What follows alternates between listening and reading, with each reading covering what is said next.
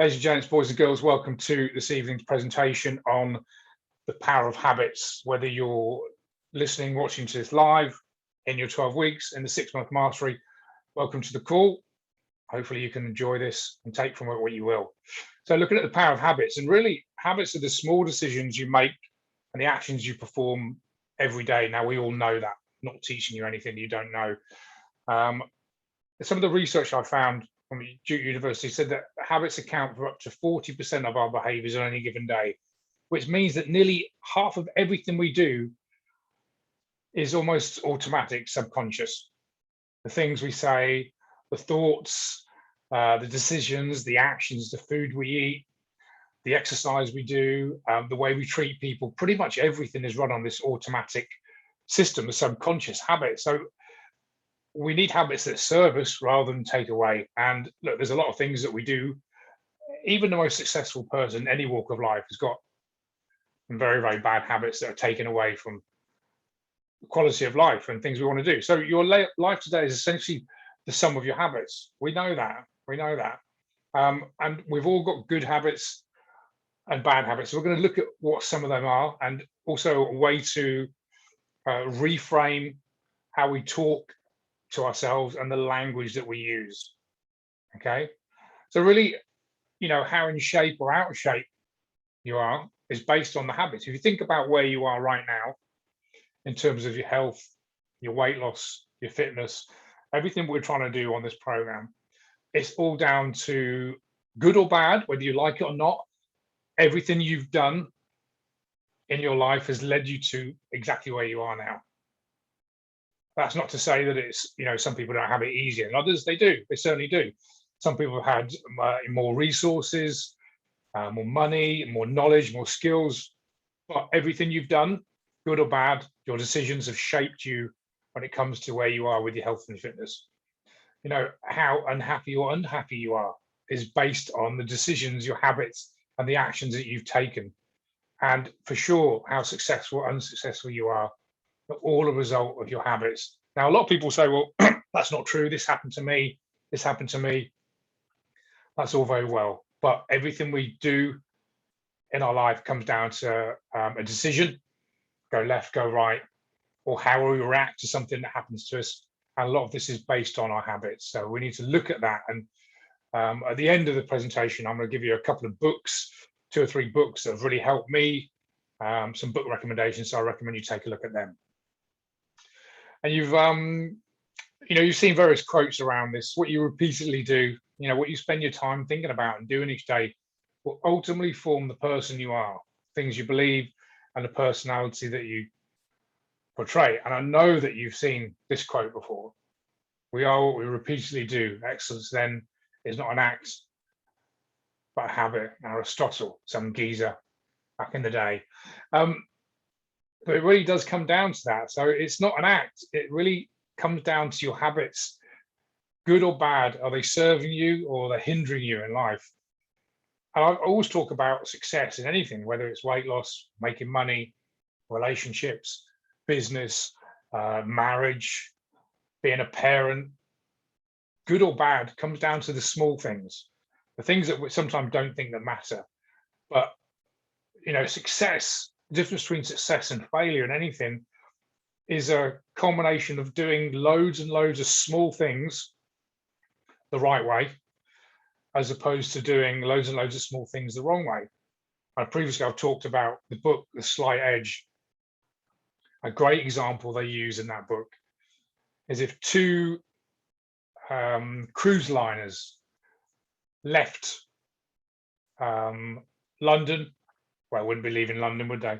One of the ports, Southampton or wherever, and aimed for New York. One was on direct route for New York, and the other one was just 1 degree off from New York. If for the first couple 100 miles, it would look like these boats were traveling, in parallel all the way. But as over time, by the time one got to New York, the other one would be the other side of America, literally hundreds of thousands of miles apart. That's just 1 degree difference. So explain it a lot better in the book than I've tried to explain it there, but I guess you know what I'm talking about. So it's a simple habits, simple things that are going to lead to success or failure. And it's not this, you know, the magical bullet, the amazing thing that's going to take you there in one, the big quantum leap. That's the phrase I was looking for. It's the small, individual, minute habits that we've got every single day with consistency that are going to lead to long-term results. Okay. And I mentioned the subconscious in the very beginning. The subconscious or unintentional aspect of your mind represents around 90% of total brain function. So we're basically, our whole life is based on programming. And the subconscious comes from everything that's gone in our life. Parent, you know, how we've been brought up, schooling, childhood, situations, good and bad, trauma, good things that have happened to us, bad things that have happened to us. And it's that vast collection of unintentional habitual thoughts, behaviors, and actions. So really the subconscious mind, people talk about it, it's there's no choice. So a classic example, you're walking across the road and you don't see a car, comes up behind you and beeps you really loud. You literally jump out your skin, jump off the road. You didn't have to think, oh, there was a car, I've heard the noise. That was your subconscious, that immediate reaction. And we're walking around basically programmed by our subconscious. The things we say to ourselves, the things we say to people, the moment we see them, our thoughts, our actions, our habits are all indelibly printed on your subconscious. I say indelibly. They're not permanent. You can change things, but it needs a lot of work. You need to reprogram what goes on in your brain. That's another presentation for another time, really. So let's look at some healthy habits with regards to what we're trying to do in this 12 weeks. Look at 10 healthy habits that could serve you, or definitely would. And to be fair, most of you are probably doing these. First thing, drink a glass of water first thing in the morning. One of the best things you can do. We're dehydrated. All of us are dehydrated. You've been sleeping anywhere between, excuse me, 5, 6 to 8 hours. Most people do. And you've probably gone to the toilet in the night. You're going to be dehydrated. You know, if you went 8 hours in the day without having any fluids on board, you'd be extremely dehydrated. So a great tip is just to have a drink glass of water first thing. Go for about, you know, half a pint to a pint of water in the morning. Daily walk, 30 minutes. 30 minutes will equate for most people, depending on speed, about 10,000 steps. As you know, I prescribe most people just to try and get 10,000 steps in every day as a base. And that's not what I would call planned exercise. That's just a given. Just get moving, 30 minutes a day. Even if it's 2 lots of 15 minutes throughout the day, we can all do that if we want to. You might say we haven't got time, or I don't want to do it, and that's fine. But if you want to, we can all get 30 minutes or 10,000 steps in a day. 3 servings of fruit and veg every day. Sleep, nail your sleep. That means quality is more important than quantity. A lot of people say, well, I sleep 8 hours. I went to the toilet, you know, twice in the night, and I was up for this, and I was tossing and turning. Better to get 5 hours sleep, of quality sleep, where you're going to a deep restorative sleep, than getting 7 or 8 hours of up and down. And obviously reduce your booze intake. It's always a great habit to adopt. And look, I like a drink as much as the next person, but I limit it because I know it's not good for me. I do enjoy a drink. I'll hold my hand up. In lockdown last year, I drank far too much alcohol. Mixture of boredom, you know, mixture of not seeing people, mixture. I was actually nursing a bad sort of hip and back injury that was playing with my mind mentally. There's a whole host of reasons. I think a lot of people all over the world, their booze intake went up. I was having 2 or 3 drinks every night. Now that might not seem a lot to some of you. I hope it does to some of you as well. But you know, 3 drinks a day, that's 21 drinks a week. And I would consider myself a non-drinker. I'd actually got a nice little gin habit. But that's just me personally. So in January, I actually quit the booze for 4 months. Now I just have a couple of drinks at the weekend, maybe a couple on Friday, 1 or 2 on Saturday, and try and limit the booze. Always a great habit to have. Increase your protein. I talk about this till I'm blue in the face. So many benefits of having extra protein in your diet. Just to recap for those that can't remember why we're having high protein. First of all, satiety. High protein will keep you fuller for longer. Just the same 1,500 calories if the protein's high. Excuse me, bloody throat. 1,500 calories if someone's got a high protein compared to someone with low protein. The person with high amounts of protein in their diet will feel less hungry on the same amount of calories. So satiety is one thing. Secondly, you're effectively made of muscle, so made of protein, and the way to build muscle, recover, come back stronger, come back faster, fitter, is to increase your protein. And we know we talked about 2 grams of protein per kilo of intended body weight. Third, neurotransmitters. They're the little chemicals, serotonin, dopamine, adrenaline, are feel-good chemicals. When you have a high protein diet, it releases small amounts of these chemicals, these neurotransmitters. Just make us switched on, focused, have drive, which dopamine. So it's like seek, gets you switched on. They're the main reasons why you want to have protein in your diet.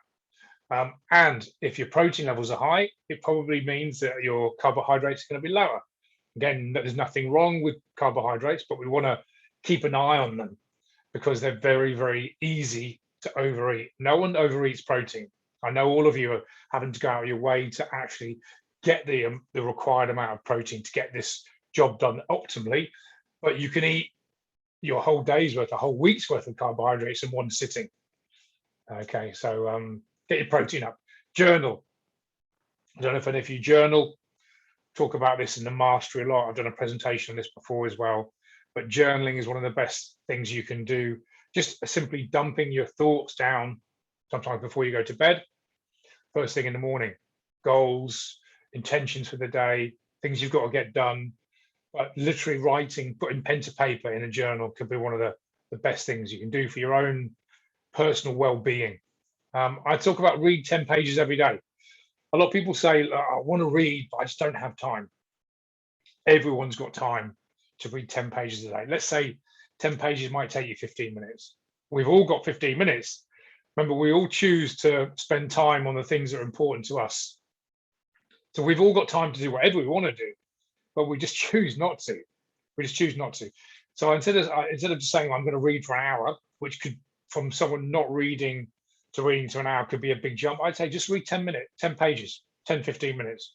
Do that every day. If you read 10 pages every day, roughly 300 pages a month, that's an average book is about 260 to 300 pages.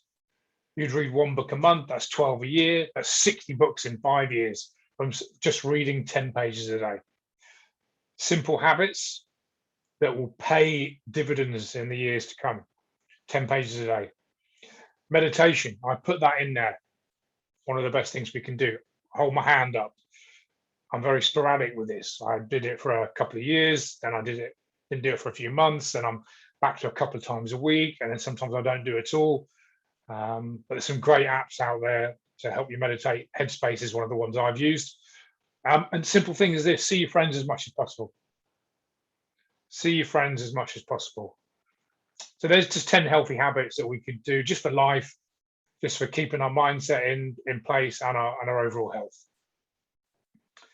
And I talked about changing language. So we're going to look at how words help to frame your sense of empowerment and control.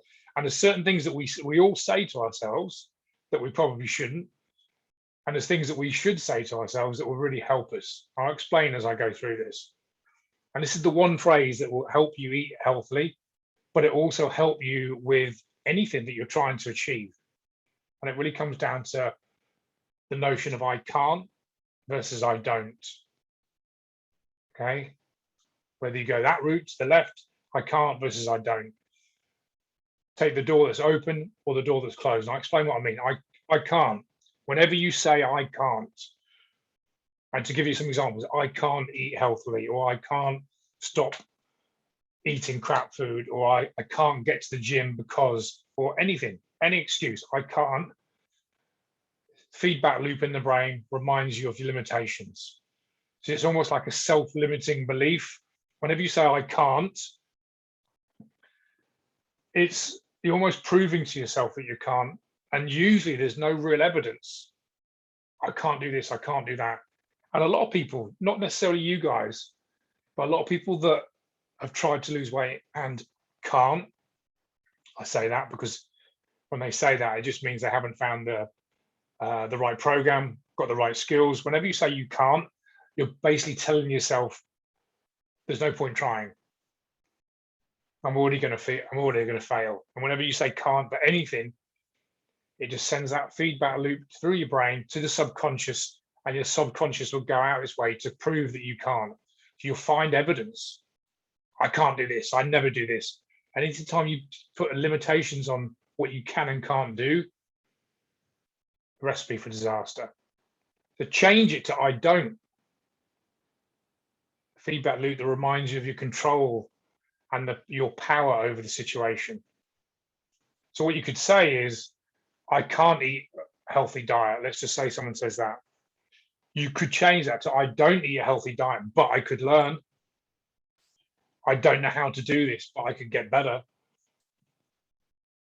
I don't, just allows the brain to think, okay, I might not be able to do this at the moment, but there's a possibility of making some changes so that I can. I hope that makes sense. So the I don't equals choice and empowerment with no limitations really. And the I can't is restriction and impose. So it's really a reframing the same situation and changing the way that we talk to ourselves. Words are so powerful. Words are so powerful. And I always say, I'm not sure where I got this from. I definitely didn't coin this phrase myself. I will say your subconscious is always eavesdropping on your thoughts. Your subconscious is always eavesdropping on your thoughts. So whatever you think and you say to yourself, that little voice we've got in, good or bad, your subconscious is almost like taking it as a command, as an order. I can't do this. Okay, your subconscious hears that and says, okay, you know what? I'm going to go out of my way to prove to you that you can't. So you'll find exactly what you expect. If you say, oh, that doesn't work, or this won't happen, or I can't do this, or that will never happen, or anything, in whether it's weight loss, business, success, money, relationship, parenting, whatever. Whatever you say to yourself, whether you say it out loud or just to yourself, that internal voice, that internal dialogue, your subconscious will go out its way to prove that. So if you believe that to be true, your subconscious will go out its way to prove to you that. I always say that, and this isn't my phrase, and I'll try and remember it. I think it was from Wayne Dyer. He says, you don't believe what you see what you believe. You don't believe what you see what you believe. I think that's a great way of looking at things. So a change in your language will mean a change in your mindset. If you've gone from and I can't to I don't, or to I can do this, but not at the moment, or that's possible, it's going to change your mindset. If you believe something to be true, whether it's negative or positive, it will completely change your outlook and change your mindset. If you believe you can do something, it doesn't necessarily mean you can, but you're going to give it a bloody good go. You believe, like, this is possible, I can do this. It might not happen, you might fail. I say fail, you never really fail. You only fail if you quit. You learn when something doesn't happen, but it will massively change your mindset. Changing your mindset equals a change in your habits. Your habits are what builds and drives success. So when you say that I can do this, or I don't do that, and I can do this, changes your habits. When you believe you can do something, I believe I can cook healthy food and control my calories, you're going to go out your way to prove to yourself that you can, and you're going to adopt habits. You're going to prep some food, eat a healthy breakfast, make sure you don't booze too much at the weekends, all the different things that are going to help you with your goal. Change in mindset equals a change in habits, and a change in habits equals a change in result, because all of the success in any area of your life comes down to your habits, and your habits come from your mindset, and your mindset comes from your thoughts. If you believe something to be true or believe it not to be true, you will get exactly what you expect. You'll get exactly what you expect. All right, so now just by simply using that simple change of language, you can utilize this new empowered mindset in all situations, future situations.